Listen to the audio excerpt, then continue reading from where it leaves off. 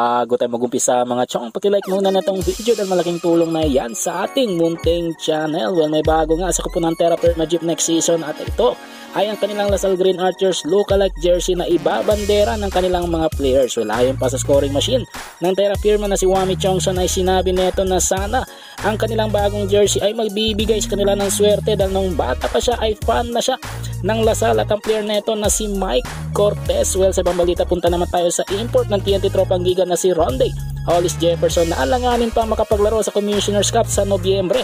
Well, ayon pa sa latest report, si Ronde Hollis Jefferson ay may sakit kaya mag-a-absent na muna ito sa pagsisimula ng Commissioner's Cup. Dagdag pa sa report, pinaplano ng TNT management na kumuha na muna ng isang replacement import pero nakadepende pa rin yan sa magiging kondisyon ni Ronde Hollis Jefferson.